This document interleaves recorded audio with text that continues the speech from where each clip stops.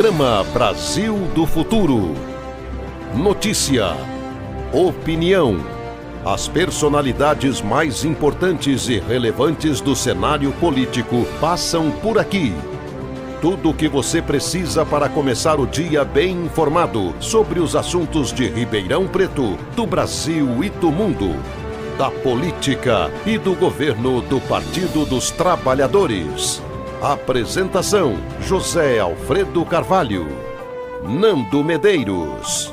Programa Brasil do Futuro.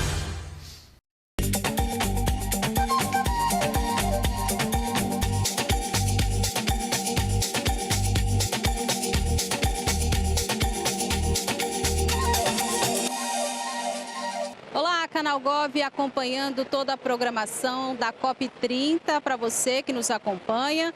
Agora conversando com o ministro Wellington Dias, do Desenvolvimento Social, Família e Combate à Fome. Ele vai falar um pouquinho sobre o resultado da Cúpula do Clima, que os 47 países e a União Europeia aprovaram então a Declaração de Belém, mostrando que os países devem agir em conjunto para combater as mudanças climáticas e atender as pessoas que mais precisam, as pessoas mais pobres. Olha, primeiro um prazer muito grande, parabéns pelo trabalho do Canal Gov aqui, dando cobertura na COP. A declaração dos líderes, e eu tive o privilégio de participar ao lado do presidente Lula, ela conseguiu fazer passos importantes para a humanidade. Eu vou destacar dois deles. O primeiro é garantir que a integração, a prioridade dos países, a integração do social com o ambiental e, em alguns casos, o econômico. O ser humano no centro das atenções, das prioridades do país, principalmente os mais pobres, porque são os mais atingidos quando tem uma seca, uma enchente, um tornado, um incêndio, ou seja, em razão de alguma mudança, de algum efeito da mudança climática. E também a outra, que é a criação do Fundo para Pagamento por Floresta em Pé, né? O TFFF, na verdade tem essa sigla esquisita, mas na prática é isso. Como é que o mundo paga para manter floresta em pé? E aqui, de novo, com pagamento de serviço ambiental aos pequenos também, aos médios, aos grandes, mas aos pequenos. E eu destaco, finalmente, de garantir as condições de qualidade de vida para estas pessoas. É superando a pobreza que melhor enfrentamos, não é, as necessidades para conter as mudanças climáticas. Ministro, qual é a resposta, então, que o Ministério do Desenvolvimento Social dá quando acontece um evento climático extremo? Aprovada a declaração, agora a grande pergunta feita, inclusive na abertura da COP pelo presidente Lula, é trabalhar, fazer acontecer, concretizar. Agora não tem tempo a perder, ou seja, nós não podemos deixar a temperatura subir 1,5 graus. Da parte do Ministério do Desenvolvimento Social, integrado com o Ministério do Meio Ambiente, a ministra Marina, o ministro Paulo Teixeira, do Desenvolvimento Agrário e vários parceiros, os estados, municípios e as comunidades, estamos trabalhando um conceito que foi aprovado na COP, que é a chamada floresta produtiva. Ou seja, de um lado, pagar para não ter desmatamento, não é? Ou seja, mas eu preciso plantar minha agricultura. Você quer uma renda. Então, e que tal a gente pagar para que você mantenha, não é, a floresta em pé? Do outro lado, e aquela área que foi degradada, foi incendiada, muitas vezes foi derrubada de forma criminosa. Ali, além das ações de combate ao crime, ao desmatamento, a ação da floresta produtiva. O que é isso? É recuperar aquela área degradada, recuperando o solo. Ali, você, através do MDS, a gente cadastra os nativos, a população mais vulnerável. Ela é qualificada para colher semente, para produzir mudas em canteiros de muda, viveiros, plantar e ali depois fazer com que aquela planta seja bem cuidada até virar floresta. Agora, o conceito altera porque e que tal trabalhar uma planta que produz alimento, que é base para cosmético, que é base para fármaco. Ali, por exemplo, aqui no Pará, nós já temos exemplos. A plantação do açaí, junto com a castanheira, com o cacau, com o cupuaçu, né? O peterebá, que é a cajá, né, lá na minha região, a plantação do próprio café, ou seja, e ali você tem uma floresta que, além de tudo que uma floresta oferece, não é, de contenção do solo, da água, emissão de oxigênio, captação de carbono, também é uma floresta que dá dinheiro. É a floresta produtiva. A floresta, né? Produtiva. Então, esse caminho, eu creio que ele tem um destaque, porque já foram arrecadados pelos países 6,5 bilhões de dólares para conter, não é, a derrubada das florestas. Mas agora também é possível utilizar neste caminho. E eu acho que o setor privado vem.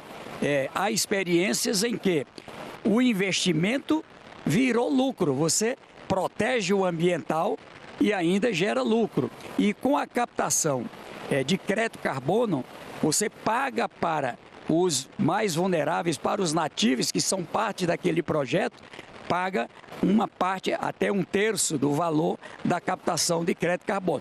Tira pessoas da pobreza e isso é fundamental. Então as pessoas aprendem a tirar da terra tanto para subsistência quanto também para gerar renda. Ali, como é o caso aqui do Pará, do Amazonas, dessa região, ter ali o seu açaí na refeição, mas poder ou trabalhar ou poder ali comprar o peixe, comprar outros alimentos, garantir uma condição de uma vida, quem sabe de classe média, organizada em cooperativa, integrando com empresas. Eu fui visitar um desses modelos em que, por exemplo, a Coca-Cola compra o Guaraná, Castanhas do Brasil compra ali a castanha, você tem empresas que compram o açaí para alimento, para cosmético, para fármaco, tem ali a diroba e outras plantas que são base também para fármaco, para cosmético, ou seja,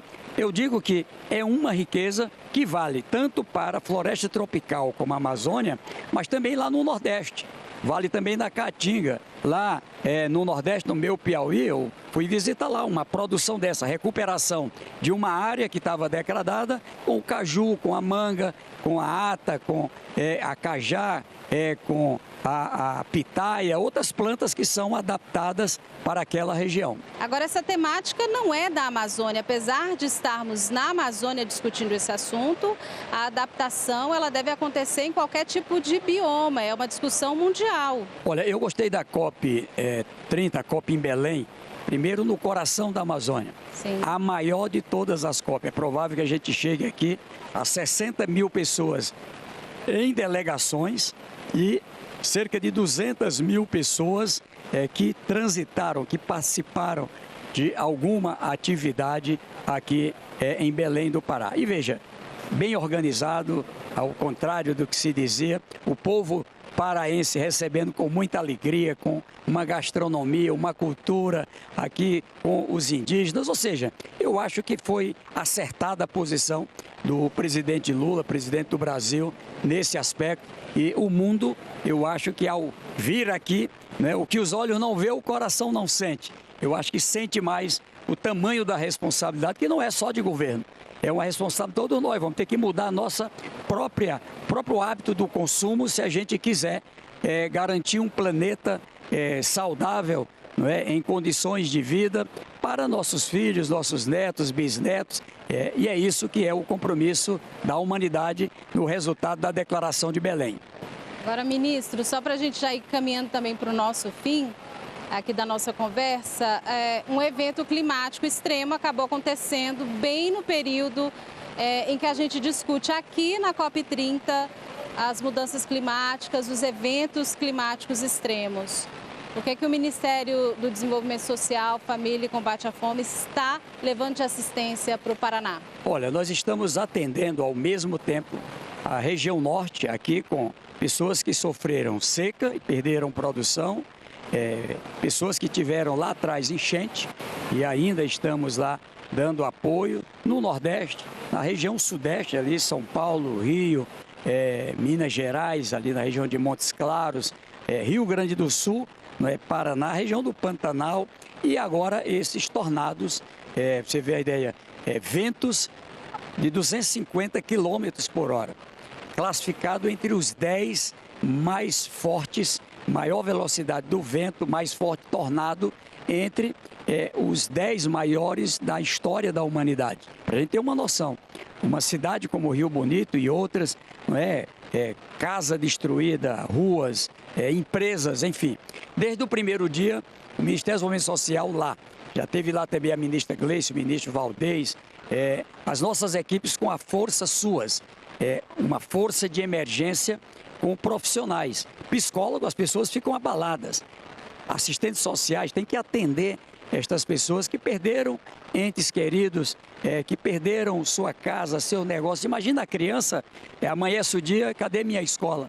Cadê meus livros? Cadê meus coleguinhas? Ou seja, é algo que precisa de toda uma rede e a gente leva profissionais do Paraná, de outras regiões do país para essa força suas, esse atendimento. Lá, a minha equipe está trabalhando esta segunda, terça, quarta, trabalhando os planos de trabalho. Já autorizei, em nome do presidente Lula, a antecipação do Bolsa Família e do BPC para o primeiro dia calendário.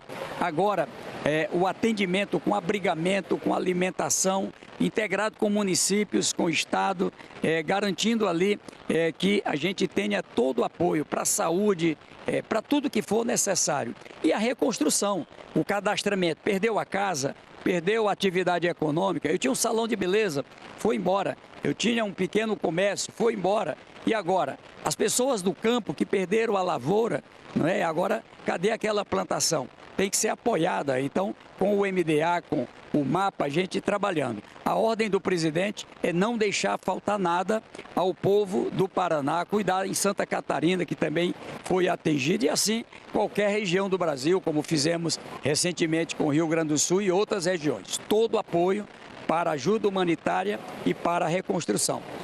Perfeito. Ministro, a gente agradece então a gentileza da sua entrevista. Eu que agradeço. Deixo aqui meu abraço, dizer ao povo do Brasil que Belém é a capital mundial para esse compromisso com a contenção do aumento da temperatura. Muito bem, nós conversamos com o ministro Wellington Dias, do Desenvolvimento Social, Família e Combate à Fome. Canal Gov continua acompanhando a programação da COP30 aqui em Belém e você continua com a gente.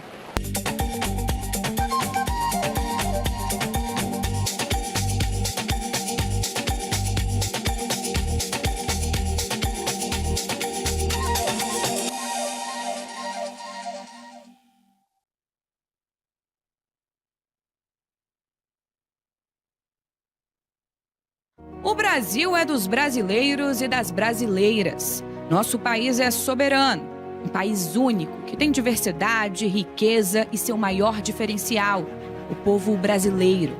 Milhões de brasileiros e brasileiras que acordam cedo todos os dias, que não fogem à luta, que têm orgulho do Brasil e defendem o que for melhor para si e para o crescimento do país.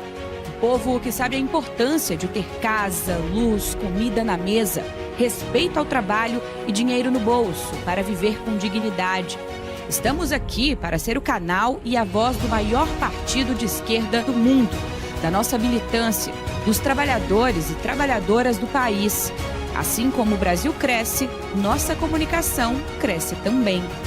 Registramos os momentos históricos do país, priorizamos as principais coberturas. Acompanhamos de perto o que muda de fato na vida do povo. A partir de hoje, o Brasil sai do mapa da fome. Aqui valorizamos o povo brasileiro. Damos voz a quem ajuda o Brasil a crescer, a quem dá a cara para enfrentar injustiças sociais, lutar por justiça tributária e defender nossos diferenciais. Quem luta para garantir educação a todos, crédito para o trabalhador e mudanças sociais de verdade. A gente respeita todos que fazem parte do nosso Brasil. E te convidamos a seguir com a gente na transformação da nossa história. E com orgulho podemos dizer, somos brasileiros e fazemos parte da TV PT. Aqui brilha uma estrela.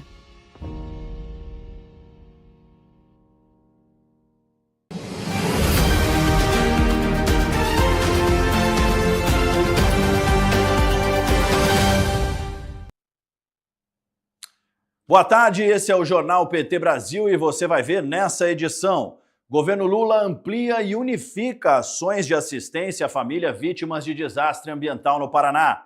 Vice-presidente Geraldo Alckmin destaca o crescimento recorde nas exportações e a redução de 10% sobre as tarifas pelos Estados Unidos. MEC anuncia mudanças para o Enem 2026 e exame também pode ser aberto a outros países do Mercosul. Parlamentares do PT e ministros do governo Lula participam da Marcha pelo Clima, um evento paralelo à COP30 em Belém. Hoje é segunda-feira, 17 de novembro, e o Jornal PT Brasil já começou.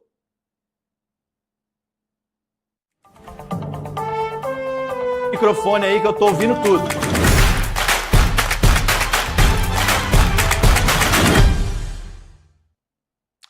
Estamos ao vivo via satélite pelo PT Sat, canal 1313, e também pelo YouTube e a Rádio PT. Quem apresenta esse jornal com a gente em língua brasileira de sinais são Marcelo e Raíssa. Aproveite e já deixe seu comentário em nosso chat no YouTube. E a gente abre essa edição contando que o presidente Lula sancionou uma lei que amplia os programas nacionais de transporte e alimentação escolar para todas as escolas da rede federal. A medida, que passa a valer em 2026, amplia direitos para milhares de estudantes, especialmente os que vivem em áreas rurais. Olá, Matheus! Muito boa tarde para você. Pois é, a mudança traz um reforço no orçamento do Programa Nacional de Apoio ao Transporte Escolar, o PENAT, e do Programa Nacional de Alimentação Escolar, o PENAI. Com a mudança, o governo Lula agora vai garantir que estudantes da educação básica que vivem em áreas rurais tenham transporte assegurado e também determina que os recursos da merenda escolar sejam destinados às instituições da rede federal, ampliando o alcance da política que já oferece refeições saudáveis a cerca de 40 milhões de alunos todos os dias. A decisão do presidente Lula modifica as legislações que criaram o PENAT, que foi instituído em 2004 durante o seu primeiro mandato, e o PENAI, lançado em 1955 e ampliado pela Constituição de 1988. São políticas públicas consolidadas, reconhecidas internacionalmente como exemplos de inclusão e permanência escolar.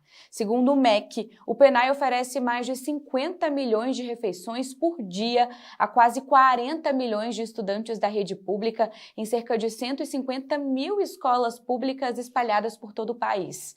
O programa também reduziu o limite para a compra de alimentos ultraprocessados de 20% para 10%, fortalecendo o compromisso com uma alimentação mais saudável.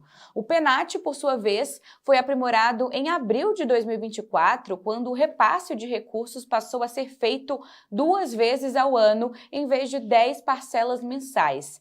A medida reduz a burocracia e facilita a gestão por meio do Sistema Eletrônico de Gestão do Transporte Escolar, o SET, uma ferramenta pública e gratuita que permite monitorar e avaliar as ações de transporte.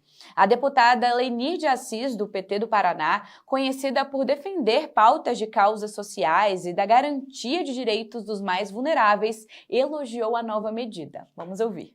Para milhares de estudantes que moram em áreas rurais ou periferias, o direito à educação escolar é comprometido por 2 desafios básicos: chegar à escola e ter alimentação adequada durante o ano letivo. Sem transporte seguro, muitos jovens abandonam os estudos ou chegam atrasados e cansados. Sem merenda de qualidade, o rendimento cai, porque a fome e a insegurança alimentar atravessam qualquer processo de aprendizagem. A Lei 15.255, sancionada pelo presidente Lula, ataca exatamente essas 2 barreiras, ao ampliar para as escolas federais os programas de alimentação e de transporte escolar.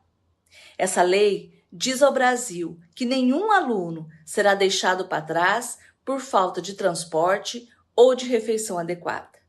Diz que estudar não é um privilégio de quem mora próximo ou de quem pode pagar, mas é um direito de todos, especialmente de quem vive nas áreas mais distantes ou vulneráveis.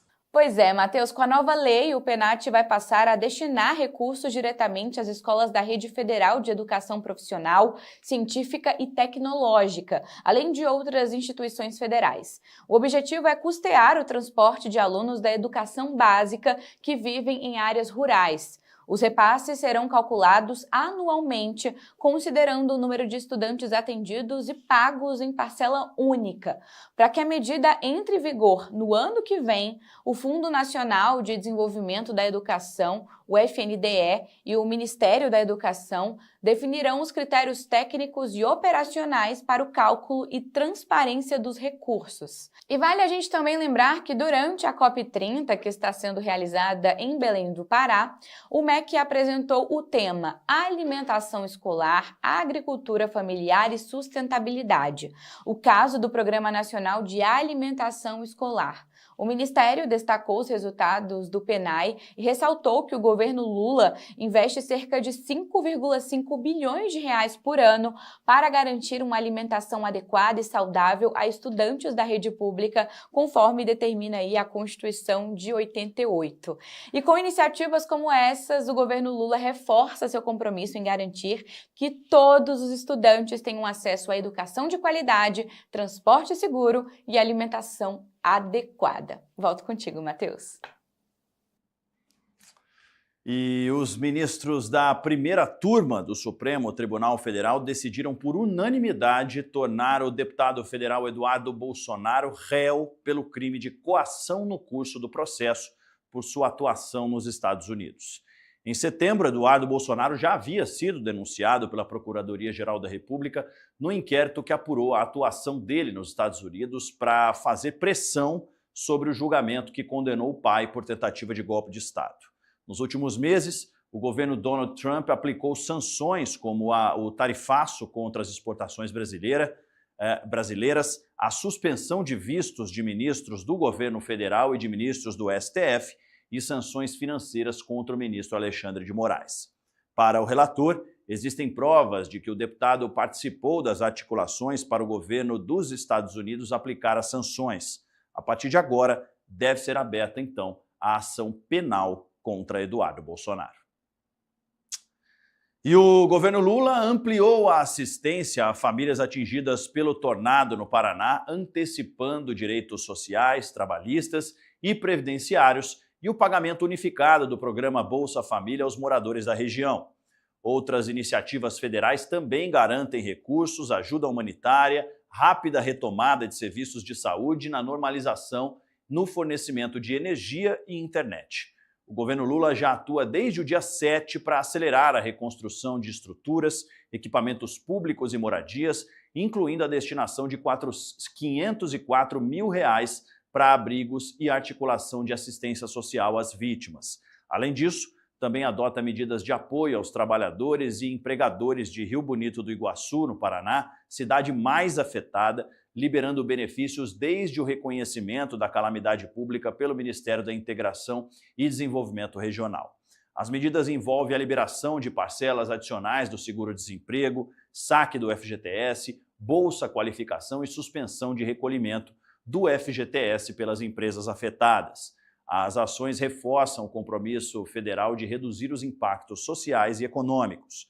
O Ministério do Desenvolvimento e Assistência Social, Família e Combate à Fome ainda unificou o pagamento do Bolsa Família em 38 municípios. O investimento é de quase 20 milhões, com 29 mil domicílios com o Bolsa Família. Em Rio Bonito do Iguaçu, são 1.465 famílias no programa. O repasse total para elas é de R$968 mil. E nesse final de semana, o vice-presidente Geraldo Alckmin falou à imprensa sobre a nova ordem executiva do governo dos Estados Unidos, que reduziu em 10% as tarifas de importação sobre produtos feitos no Brasil e destacou o crescimento recorde nas exportações brasileiras. Nós estamos mostrar a força do comércio exterior brasileiro. Nós agora em outubro chegamos a 290 bilhões de dólares de exportação de janeiro a outubro, que é recorde. E no mês de outubro cresceu 9,1% a exportação brasileira. Então nós temos um comércio exterior extremamente robusto. Com ampliação de mercado, chegamos perto de 500 novos mercados e novos acordos comerciais. E depois destacar também a última ordem executiva do presidente americano, do presidente Trump, que foi positiva e na direção correta, à medida em que retirou 10% da alíquota para a entrada nos Estados Unidos, para as exportações. Isso beneficia, no caso do Brasil, exclui da tarifa de 50%, café, baixa de 50% para 40%, tira 10%. Café, carne, frutas, manga, suco de laranja, esse foi para 0, é o mais beneficiado e representa 1,2 bilhão de dólares a exportação do suco de laranja para os Estados Unidos. E muitas frutas, açaí, goiaba, abacaxi, banana, enfim, tudo isso reduziu 10%. E no próximo bloco a gente fala sobre a COP30. O Jornal PT Brasil volta rapidinho.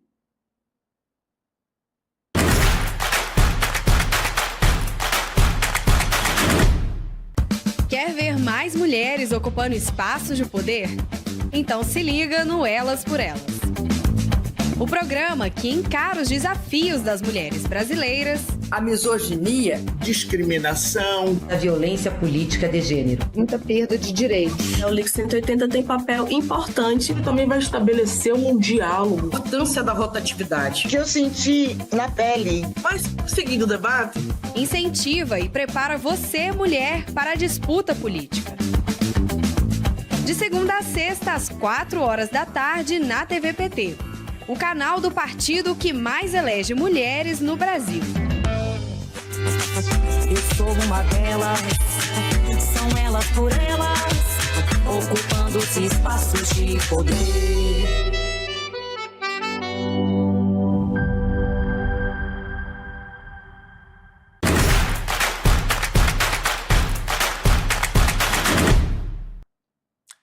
Estamos de volta com o Jornal PT Brasil e agora nós vamos falar sobre COP30.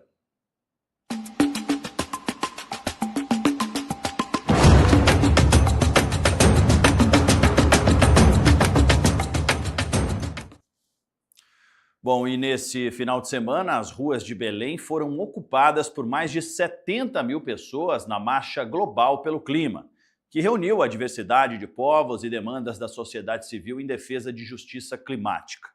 Ministros do governo Lula e parlamentares do PT estiveram presentes para fortalecer a luta pelo meio ambiente.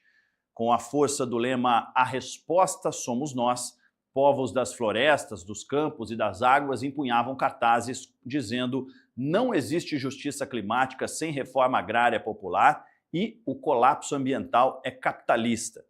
Foram percorridos 4,5 km até a aldeia Cabana, espaço simbólico que representa a luta e a resistência na região amazônica. A marcha faz parte da Cúpula dos Povos, encontro paralelo à COP30 com mais de 1.100 organizações. A mobilização trouxe as principais demandas populares, como a demarcação de áreas das comunidades tradicionais, mais unidades de conservação no país, investimento em energias renováveis e fortalecimento da agricultura familiar. E já que a gente está falando sobre agricultura familiar, o ministro do Desenvolvimento Agrário e Agricultura Familiar, Paulo Teixeira, esteve na COP30 e visitou estandes de biodiversidade e falou da importância da agricultura familiar e do meio ambiente no país. Olha, aqui tem ouro, porque quem vier visitar esse espaço vai conhecer a produção da agricultura familiar, a sua diversidade, a agroindústria, a sofisticação dessa agroindústria e as cooperativas. Diversidade de alimentos são processados pela agricultura familiar. Vai conhecer também o sistema cooperativo brasileiro, a Unicopas, a Unicrab, a Unicafes, a Unicatadores, e vai também conhecer a economia solidária, tudo que é feito nesse interior do Brasil.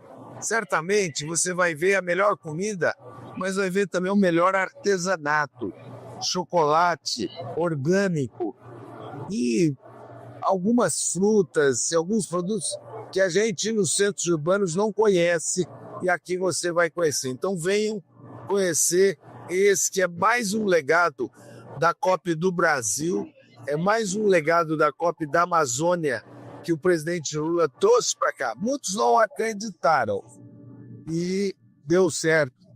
Que bom, o Brasil às vezes não acredita na mudança, mas olha aí como dá certo. Então, aquele Brasil que acredita na mudança, que vai mudando, vai fazendo as coisas darem certo, ele é mais forte que os olhos gordos desse outro Brasil que não quer mudança e que quer retrocessos. A gente viu aí, então, conversando com o ministro Paulo Teixeira, a secretária adjunta de comunicação do PT, Camila Moreno. E também falando sobre a COP30, o Brasil lançou durante os eventos da COP30 a trilha Amazônia Atlântica. O projeto, com 468 quilômetros de extensão, é a maior trilha sinalizada na América Latina e une conservação ambiental, promoção de emprego e renda e lazer ao convidar turistas para uma imersão profunda na cultura, história e biodiversidade do Pará. A trilha é formada por 7 trechos que atravessam 17 cidades, 13 áreas protegidas, incluindo 7 unidades de conservação e 6 territórios quilombolas. As informações sobre o passeio já estão disponíveis no site etrilhas.com.br ou através do aplicativo de celular. O encontro A COP Aqui, Transição Justa e Popular, aconteceu na última sexta-feira e reuniu importantes lideranças nacionais, estaduais e municipais do Partido dos Trabalhadores, com o objetivo de fortalecer o debate sobre transição justa, desenvolvimento sustentável e o protagonismo dos territórios amazônicos.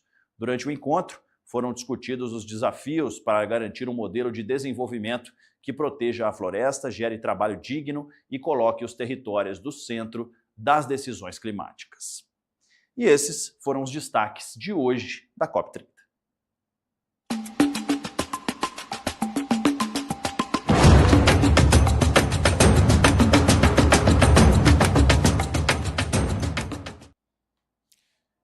E a seguir, o MEC anuncia mudanças para o Enem 2026. Não sai daí que a gente volta rapidinho.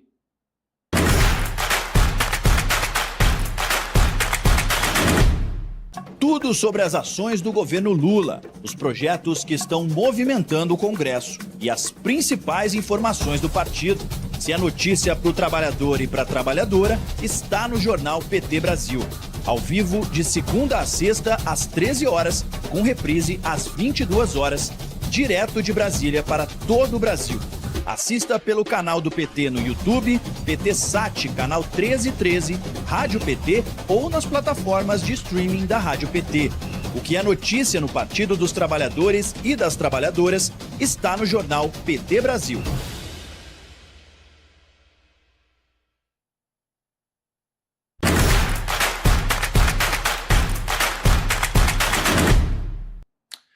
Estamos de volta aqui com o Jornal PT Brasil e a gente já volta falando sobre educação, viu?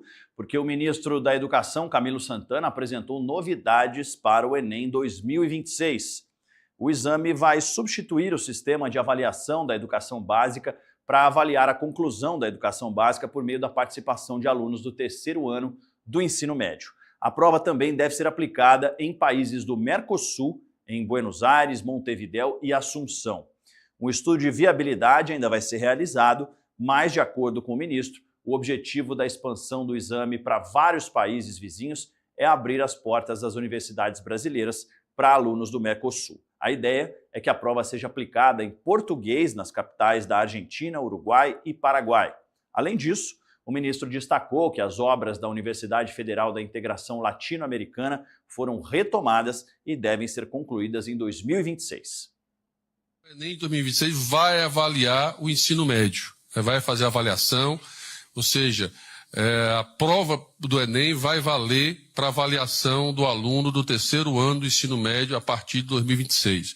Por que isso? Porque às vezes o aluno, primeiro vai ser todo ano, e depois o aluno, às vezes, para fazer a prova do SAEB e fazer a prova do Enem, muitas vezes ele estava desmotivado, porque o foco do jovem, do adolescente, quando está no terceiro ano, é fazer o Enem, para ter acesso à universidade. Então, a prova do Enem é onde ele se dedica mais, onde ele foca mais, né? Onde ele tem um resultado, não tenho dúvida, teremos um resultado mais eficiente, mais fidedigno em relação ao resultado de um aluno do terceiro ano do ensino médio. Então, o INEP já fez todos os estudos, avaliou todos os padrões que vão ser utilizados para essa avaliação, e nós já vamos aplicar isso a partir de 2026. E ainda falando sobre educação, o MEC concedeu na última semana, durante a comemoração de 95 anos da instituição, a Ordem Nacional do Mérito Educativo a 262 profissionais que se destacaram em ações para a melhoria e o desenvolvimento do ensino e da educação brasileira. As condecorações são entregues pelo presidente Lula, pelo ministro da Educação, Camilo Santana. Os dois destacaram os feitos dos educadores para o ensino do povo brasileiro. Esta ordem não homenageia apenas indivíduos, mas a força coletiva da educação brasileira. E neste aniversário de 95 anos do MEC, quero aqui dirigir também mais uma vez uma palavra especial aos servidores e servidoras. Tenho orgulho do trabalho que vocês realizam. Vocês atuam no ministério mais importante da nação. Peço desculpa aqui aos meus colegas. Aquele que constrói o presente e o futuro, que transforma vidas e rompe ciclo de desigualdade. Nada disso seria possível sem sua dedicação diária, a quem eu quero aqui mais uma vez pedir uma salva de palmas aos servidores que estão aqui e aos servidores de todo o Ministério da Educação e de toda a educação brasileira. São centenas e milhares de homens e mulheres que estão espalhados, presidente, nas nossas universidades, que o senhor espalhou por todas as regiões e recantos desse país, interiorizando, levando a universidade mais perto para a população brasileira. São servidores que estão ao longo de todos os nossos quase 760 institutos federais, e agora serão 868 novos institutos federais desse Brasil, dando oportunidade para milhares de jovens nesse país. Portanto, merece de nós todo o nosso reconhecimento. Esta cerimônia celebra histórias, compromissos e esperanças.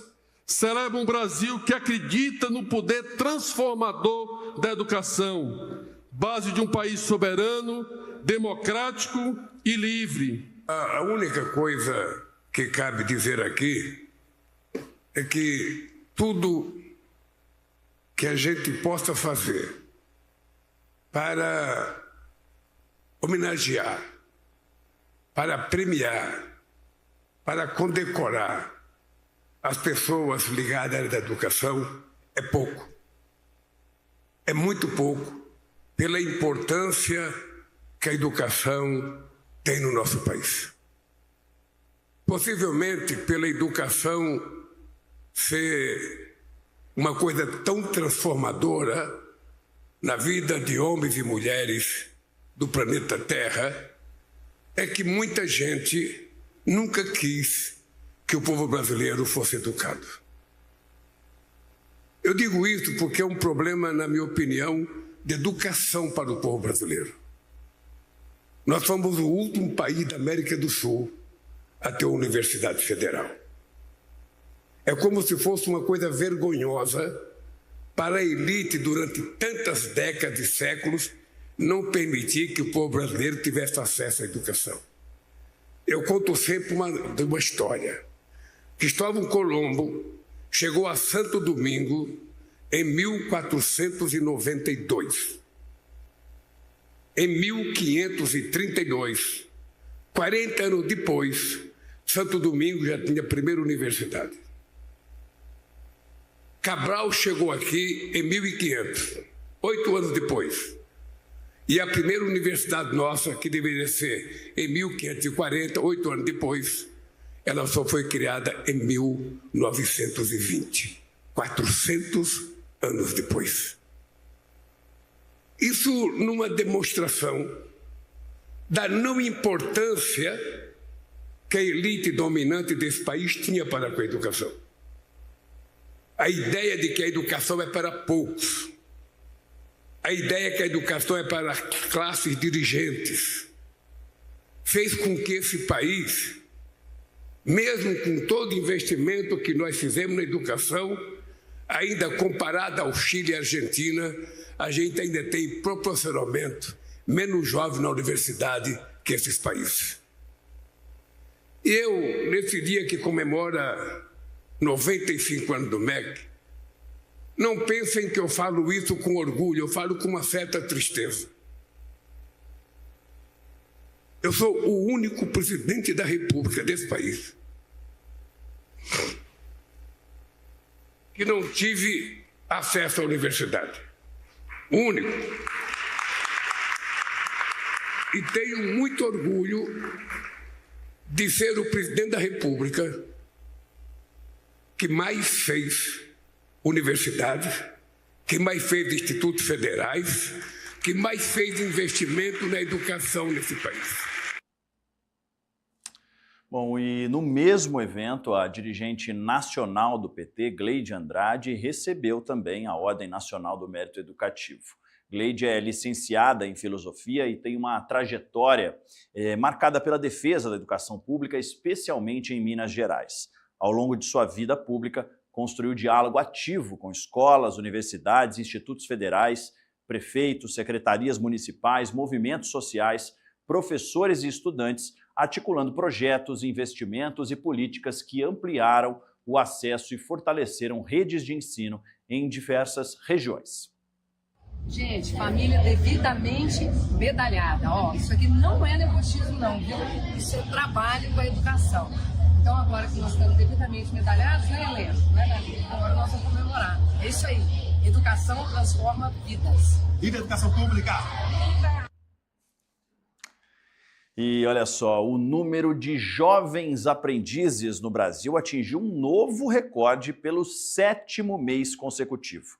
São mais de 700 mil jovens que estão conquistando espaço no mercado de trabalho e construindo seus sonhos com o apoio do governo Lula. A Larissa tem 18 anos e desde o ano passado faz parte do programa Menor Aprendiz. A jovem que mora em Samambaia, no Distrito Federal, estuda pela manhã e trabalha à tarde, em uma empresa de assessoria de imprensa. Confesso que eu queria sim ter começado antes, porque no começo eu tinha muito esse pensamento, nossa, mas como que eu vou conciliar com meus estudos? Vai ser uma rotina muito conturbada, e também quem estuda de manhã é muito acostumado a chegar em casa e dormir a tarde inteira, quem estuda de tarde é acostumado a acordar 11 horas, meio-dia. E assim, no começo, minha principal dificuldade foi realmente eu começar. Mas quando eu comecei, assim, eu acostumei muito rápido, conciliei minha rotina muito rápido. E é uma coisa muito tranquila, são só 4 horas trabalhando, não me atrapalhou em nada. Pelo contrário, isso me ajudou. Eu comecei porque eu queria realmente ter a minha independência, sabe? Eu quero ir no shopping, eu quero comprar isso, eu quero fazer aquilo. E eu não precisava ficar ligando para os meus pais. Eu tenho dinheiro, você pode me mandar um dinheiro? Nossa, gente, eu não vou poder ir porque meus pais estão sem dinheiro. É a primeira vez que caiu meu salário, assim, eu saí gastando tudo. Além de ter uma renda extra, a estudante conta que aprendeu a valorizar mais o dinheiro. E além de agora ajudar em casa, ela também criou uma poupança para usar no futuro, principalmente quando ingressar em um curso superior. E também acredito que é uma coisa muito boa, porque consegue realmente até essa visão de dinheiro, como que você vai organizar o seu dinheiro. Hoje eu já tenho contas para pagar, então é uma visão que eu já vou ter muito, que vai me ajudar muito no futuro também. conhecer no mercado de trabalho, eu acredito que é uma coisa que vai me ajudar bastante quando eu começar minha faculdade, realmente entrar nessa parte do mercado de trabalho. E é uma coisa que ajuda bastante. Hoje eu já tenho uma visão muito diferente. No começo eu comecei realmente por conta do dinheiro, só que hoje realmente eu vejo que vai me ajudar muito, muito. E não só na questão do dinheiro, mas também de realmente conhecer. Me ajudou muito a conhecer. Eu decidi qual vai ser minha faculdade. E assim, todo mundo que eu conheço, assim, eu sempre falo, nossa, comece a trabalhar, você vai conseguir estudar, é muito tranquilo. E enfim, eu indico muito para todo mundo começar. Histórias como a da Larissa se repetem em todo o país. Segundo dados do Cadastro Geral de Empregados e Desempregados do Ministério do Trabalho e Emprego, o CAGED, o Brasil alcançou em setembro o maior número de jovens aprendizes da história. São 710 mil contratos ativos. Só em 2025 já foram criadas quase 112 mil novas oportunidades, com destaque para os setores de serviços e indústrias. O programa Jovem Aprendiz completa 25 anos agora, em dezembro, e é consolidado como uma das maiores políticas públicas de inclusão social do nosso país. Depois do setor de serviços e indústria, as áreas de comércio, construção civil e agropecuária lideram nas contratações. Criado por lei nos anos 2000, o programa determina que empresas de médio e grande porte contratem entre 5% e 15% de aprendizes, com jornada reduzida e remuneração garantida. Jovens entre 14 e 24 anos podem ser contratados, desde que estejam matriculados em instituições de qualificação profissional credenciadas pelo Ministério do Trabalho e Emprego. Além da renda, os participantes recebem formação técnica gratuita e têm acesso a direitos trabalhistas, como FGTS, 13º salário e férias. Tudo planejado para que estudo e trabalho caminhem sempre juntos. E no Elas por Elas de hoje, a conversa é com Catarine Araújo, poeta e escritora. Sua trajetória transita entre o direito, a literatura e a luta política das mulheres. Autora de 2 livros, curadora de um clube de leitura em Olinda e atual assessora da senadora Tereza Leitão, Catarine usa a palavra como ferramenta de transformação, afeto e igualdade. O tema do programa é Mulheres na Literatura e o Feminismo. Hoje, às 4 da tarde, aqui na TV PT. Não perca. E no Café PT de hoje, você acompanhou uma entrevista com a deputada federal Maria do Rosário, do PT do Rio Grande do Sul, falando sobre projetos para bloquear os impactos das mudanças climáticas. A importância de um programa de um projeto de lei que cria uma política nacional de prevenção e recuperação das matas ciliares e do assoreamento dos rios e arroios, das águas de um modo geral, é que nós estamos fazendo justamente esse binômio, prevenção e recuperação.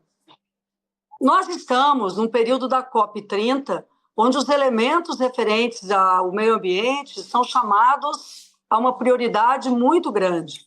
Mas não só pela COP30, que é a Conferência do Clima, nós já nos demos conta há muito tempo que as mudanças climáticas vieram para ficar e que exigem da gente uma atitude em termos de políticas públicas de prevenção e recuperação. Então, o projeto de lei visa a proteção dos rios, das margens, da parte interna, justamente para uma reconexão com a responsabilidade que nós temos e a preservação das águas como um direito humano essencial, porque as reservas hídricas são fundamentais para a vida humana, dos animais, para a vida, para todo o ecossistema. Lembrando que o Café PT tem edições inéditas toda segunda, quarta e sexta, às 9 horas da manhã, com reapresentações às terças e quintas, no mesmo horário, aqui na TV PT. Todas as entrevistas do Café PT estão disponíveis no canal oficial do PT no YouTube. Não perca. E agora a gente chama a agenda, então, do presidente Lula.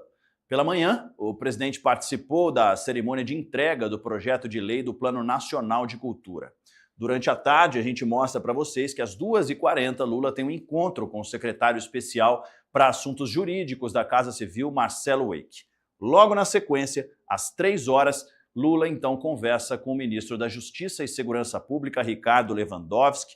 Depois disso, às 4 horas, Lula tem um encontro com o ministro da Casa Civil, Rui Costa. Depois, às 5 da tarde, o presidente encerra a agenda do dia em uma reunião com a ministra da Ciência, Tecnologia e Inovação, Luciana Santos. O Jornal PT Brasil de hoje termina agora. Muito obrigado pela sua companhia. Eu te espero amanhã, à 1 da tarde. Tchau!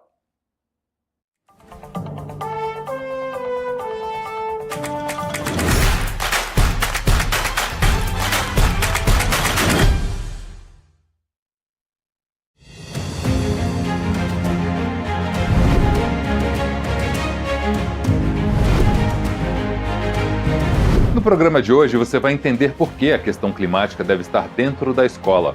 Vai conferir a denúncia do fechamento de salas de aula em São Paulo. E vai saber mais sobre a dupla jornada das professoras. Acompanhe.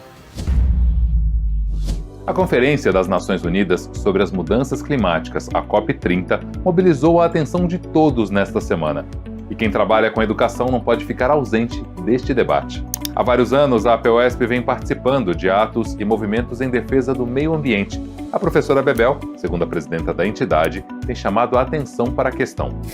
É de suma importância e é uma pauta que ela está atrasada aqui no estado de São Paulo. A emergência climática está aí. Eu acho que não terá vida no planeta se nós não atentarmos para o problema de que ou nós cuidamos do clima ou nós paramos de, fazer selva de pedra e tem que investir no verde, usar o máximo de energia limpa, buscar energia fotovoltaica nas escolas públicas. Eu até tenho um projeto de lei que passou por todas as comissões, está pronto para a ordem do dia. Enfim, eu acho que também ele é um tema educacional.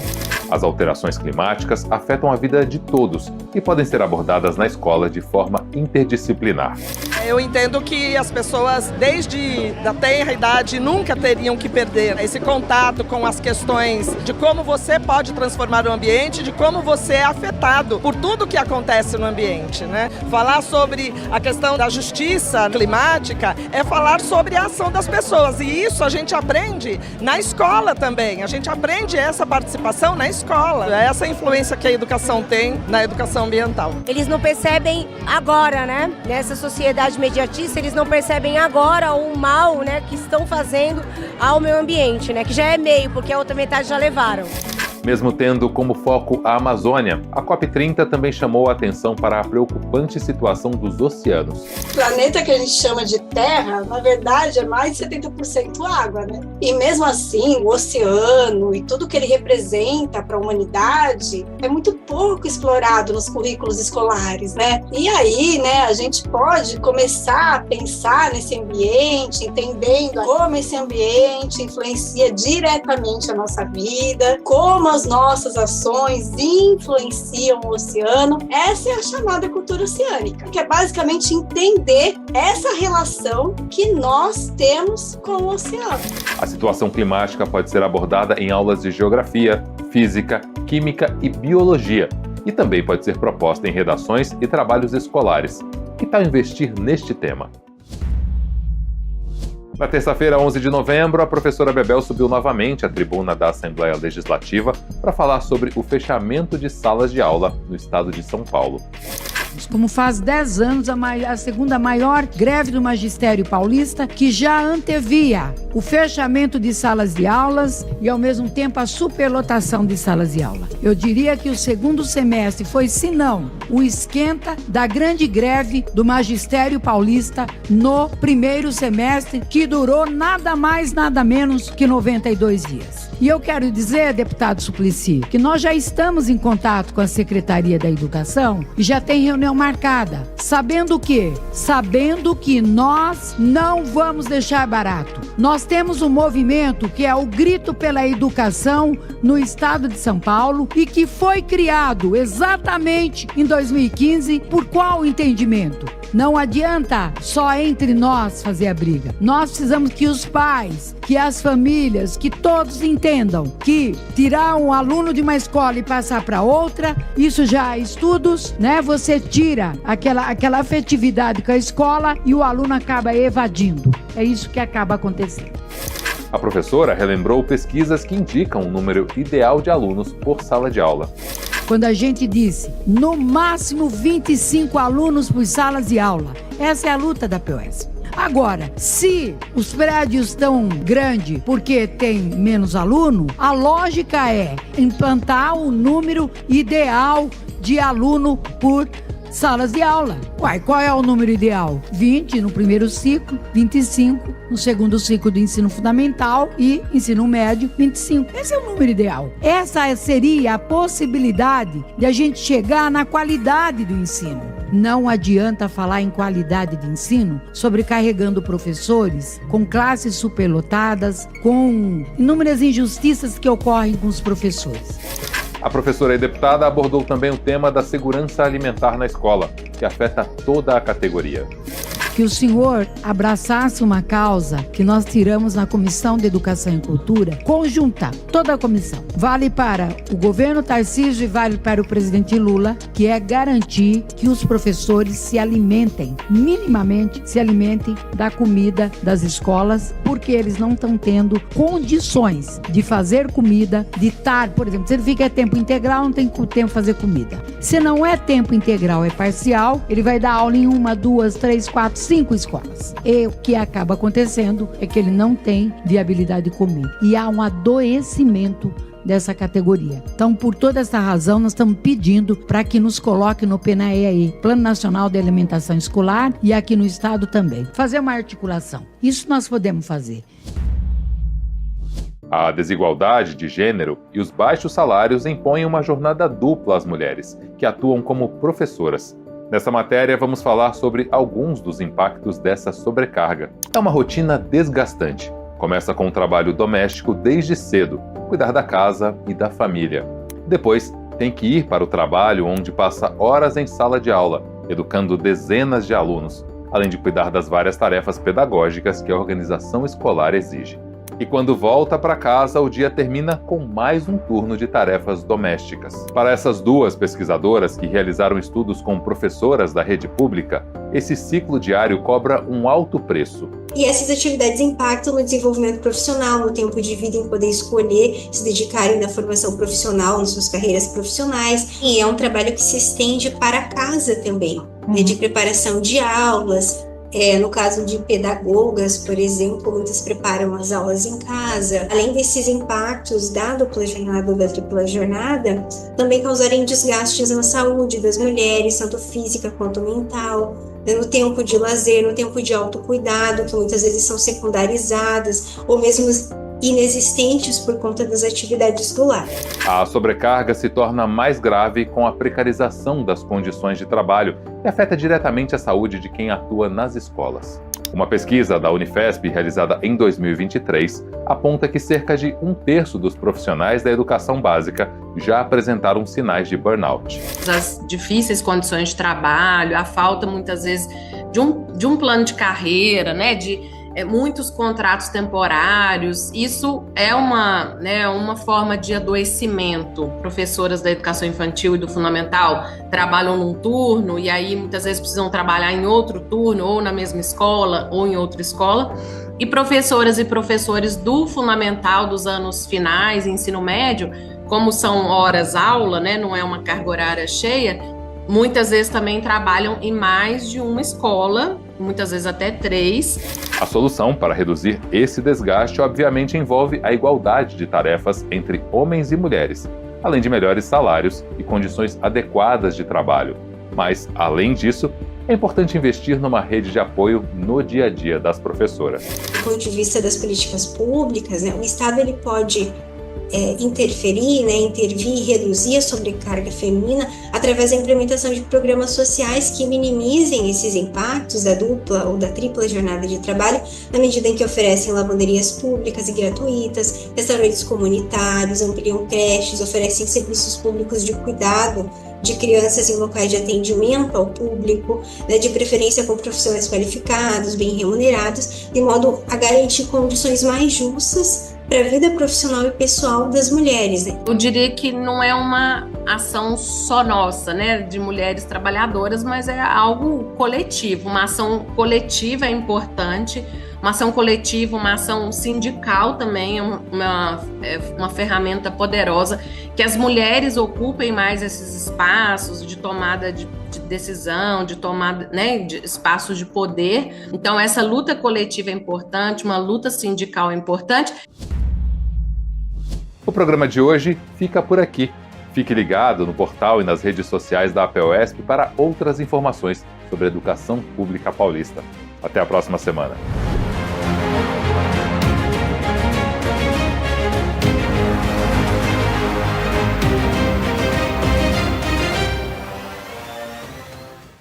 Você sabe, na hora em que precisa, é com o PT que você pode contar.